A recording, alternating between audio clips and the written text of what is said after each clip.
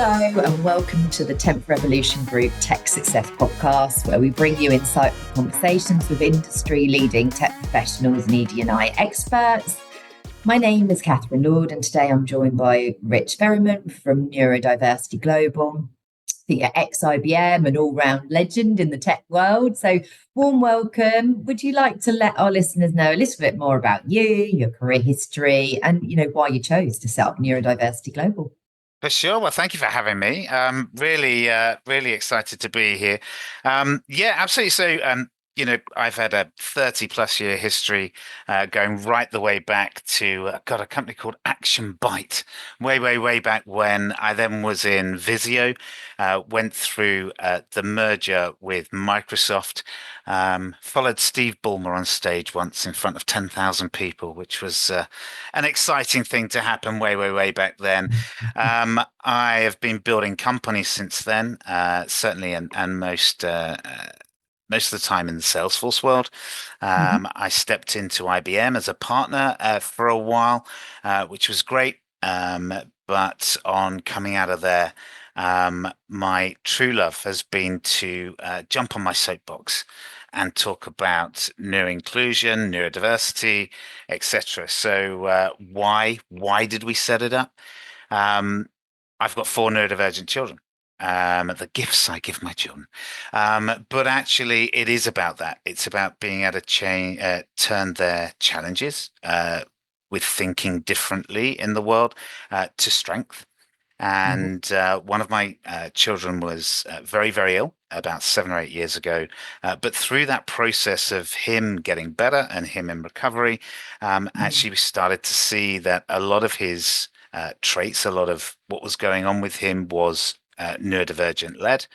And now he has a raft of labels. We don't like labels, but in order to get the provisions and everything else that he needs, we had to. But I was then, through that process, diagnosed autistic ADHD at 48, as was now my co-founder of Neurodiversity Global, Charlie, who's also my oldest son.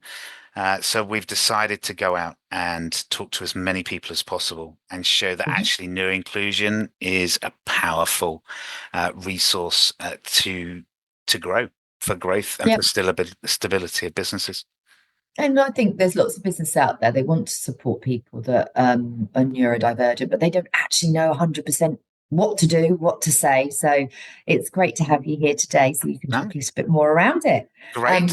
And really appreciate you sharing everything with us. So you've led over 1,000 projects in the tech and inclusion space. What moment in your career most shaped the way you approach neurodiversity today? Big question to start. A big question. It's a good question. So, for me, a lot of what I do now is lived experience. A lot of what I do has been shaped by, hiring, managing, working with thousands of people throughout my career, but also understanding where I haven't been at my best, understanding where I haven't dealt with particular situations. And actually, before diagnosis, it was about me wondering why. Why do I have that problem? Why do I sometimes have problems from a social perspective? Why do I have problems just going to a meeting and having small talk with people? I really did think there were parts of me that was broken. So actually for me now, it's understanding how I arrive at the world, and also seeing where clients were, seeing where different employees were, seeing where actually there are many people who are just evaluated on what they can't do, evaluated on challenges that they have within the workplace. And we continue to be evaluated. Many people mask, suppress their neurodivergent traits. And with that, actually, we're never, ever going to see the strength they can bring. We're never, ever going to see what they can do. So a lot of what we talk about is unlocking the hidden talent within our organizations, is utilizing those core incredible skills, but also realizing there is a challenge and realizing that our managers, our people need to be able to understand what is happening. Why does somebody react like that? And how can we assist them, but also ourselves, to build more cohesive teams? Yeah, no, it's helping all of the communications as well. Really interesting what you said about kind of small talk, because obviously there's an expectation as you go up the career ladder to do more kind of broader networking. Mhm. Um, so that's going to be really, really challenging at times. So at Neurodiversity Global, you talk a lot about creating environments where neurodivergent people can succeed. What does that look like in practice, like day to day for leaders, but also with the employees as well? Um, we get really hung up, and I speak to hundreds of leaders, hundreds of managers. What do I do now? How do I do this? I'm being told I have to do reasonable adjustments. I have to change things, etc.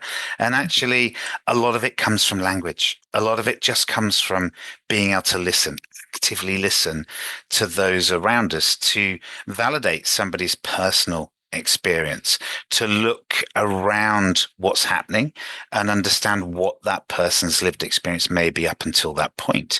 It's being able to understand what reasonable adjustments are. Well, actually, it could just be that you see me. It could just be that you understand what's going on. It could just be that I can talk to you and be open. I can trust you. Or it may be that we need to collaborate together to find what works for us all so that I can be the best at my job. Being neurodivergent isn't an excuse. It is fundamentally who I am. It's my normal. So Mhm. actually, that shouldn't be an excuse. It's just the environment that I'm in often isn't set up for me to be able to thrive. And we see that right back in education. We see it in, other aspects, sport, etc., of our lives, where it is a very neurotypical way of reacting, of being, of what society says is normal compared to the way that my normal perceives the world and many others like me. Yeah, no, it makes sense. Makes sense. So, how has your own neurodivergence influenced the way you lead, kind of build teams, or work with clients? There's times when there's the Greatest Showman, the film, and they come out and sing "This Is Me," and after 30 years, this is me for the first time. The authentic me, the real me, the me that actually I'm going to sit there and go, I do struggle with that. I do find that challenging, but look at what I can do. And I think I spent so much of my career suppressing what I really could do. And sometimes that came out negatively. I talked too much, over talk. I wouldn't wait. I wouldn't listen. I wouldn't get things done. I would try and people please and take on so much until actually I couldn't do it anymore. Now I'm really pragmatic in the way that I go at my work. I use AI every single day because actually it brings my thoughts together. It brings what I'm doing together and helps me be better at what I do. But I see people, I see the value that they bring, and I try and uncover that in every aspect of what I do. And now, with so many leaders, I advise so many boards, I talk to senior leaders about what's next. Very often, they themselves are either experiencing something similar or members of their family are, or grandkids, kids are going through something. So there's a real empathy for understanding this massive change that's coming. 53% of Gen Z identify as neurodivergent. That is our workforce in 10 years' time. We have to think about the environment that underpins their success now, so it's ready for what comes next. It's really interesting. I wonder why so many people have been diagnosed now. Do you think is there a link with like post-COVID times? Is what's like led to that really? Um, Multiple factors. First one, COVID was an interesting time for many. Many went home. Many were suddenly able to control their area, control what happens there, control this, control that. Went back to work, and that control's gone. For many who are neurodivergent, having that control is how we live our lives because we have to be in control of what comes next. So when we go back into the office, we can't control the environment, we can't control the people, we can't control different aspects to that. We're being told more how to react, how to be, how to keep our mask firmly on. So I think that was a time for self-reflection. parents or their young people who are coming home, and why can't they sit still? Why are they fidgeting? Why are they doing this? And actually Mm. starting to look for answers. We're talking about it. The language is out there. It's everywhere. Some good, some bad, some in the middle. So people are starting to self-discover what's going on. More people like you are talking about this D&I. What does that actually mean? Is it just a nice sentimental thing, or actually is it business critical to make sure that we are prepared to go forward to grow? I think Yeah. there's also the final factor, which is dopamine addiction. And, we have so much stimuli coming at us, social media, 15-second flicks on phones, etc. The issue that we've got in classrooms, in offices, is when we take away the gaming, the social media, the 15 seconds, etc., we're going into dopamine withdrawal. So we're starting to almost get a false positive at times of a reaction to that withdrawal, which could be fidgeting, moving, not being able to concentrate. So we're seeing an overwhelming number of people thinking this could be one thing, when actually we need just to actually start thinking about screen time. We need to start thinking about gaming. We need to start thinking about social media, etc., and the effect that's having on people, so that actually we can make sure that 20 to 25% of people who are neurodivergent are getting the support that they need. Yeah, no, that's interesting. So there's increasing corporate interest in neurodiversion, definitely across the board, Mhm. but many initiatives are still falling short. What do you think companies are still kind of missing or misunderstanding? And also, do you have 2 to 3 really practical tips that companies could kind of implement, I suppose, right here, right now? Yeah, for sure. So, what are they doing now? There's definitely people talking about it. The environments are becoming more psychologically safe, and Yeah. that's a big word as far as what it actually means. That I can say, hey, this is me. I can ask questions. I can say I've made a mistake without fear, or, get things wrong without fear of that promotion, etc., which is why so many people mask. So those barriers are being broken down. I think language is still something that we are terrified of getting wrong. We're terrified of upsetting people. We're terrified of saying the wrong thing. And actually, I'd rather not say anything than say the wrong thing. Um, I also think that, from a business perspective now, we're seeing a lot from different areas of, D&I. It's not fair. It's not right. It's not this. It's not that. We need to reframe it. We need to reframe it in the case that actually what we're looking at is all these individuals that we have hired, we've spent time on, we've trained, we've invested in. And actually, we're not getting the best of what we can get from them because, again, we're being pushed down. They're working 10 times harder just to try and keep up. Where actually, if we start to understand neuroinclusion in a way that says we just need to help people, we just need to look at some of the challenges that they may have. We need to collaborate together. Then actually, we're starting to unlock that hidden talent that we've got, the hidden innovation that we've got, the hidden skills. We're marching into a whole new set of technology. And actually, it's the type of technology that for a neurodivergent brain, pattern recognition, detail oriented, etc., are the types of people that we need to make sure that we're seeing the value of that technology moving forward. What can they do? I think it's awareness. It's talking about it. It's starting a conversation. That is the key thing that we do. We want people to be seen. We want them to be valued, and then we want to be able to, again, create an environment that's fair, that's equitable, and that everybody can thrive moving forward. That for them is going to help any business to Yes. do more with less, not have to keep the churn of absenteeism and sickness and presenteeism, etc., because actually we're just not aligning the environment. Open that environment, make it more ready for everybody, and actually our costs, those negative costs that will go down. One FD said to me that after everything through the year they'd spent on some training with us, and actually it moved their EBITDA by 0.25%. May not sound a lot, But his comment was pound for pound, it was the best investment he had made that year. And that was Wow. from a huge corporate. And, it's that type of feedback shows that we can make a difference. People are happy at work. They're happy at home. The impact on society is less. And, the economy grows. It's a win-win. Do you know what? It's attracting all of the best talent, and a lot of talent in tech is neurodiverse, and also it's retaining it. Yeah. Retention is so important. If you have you know, high cost and keep losing people, which can destroy a business quite quickly, can't it? If I like my No, job, I work harder. Simple. yeah. If I feel safe and secure in my job, I work harder. And it's just a no-brainer. Yeah, I know that one of the practical steps that came out of one of our ED&I roundtables was letting candidates have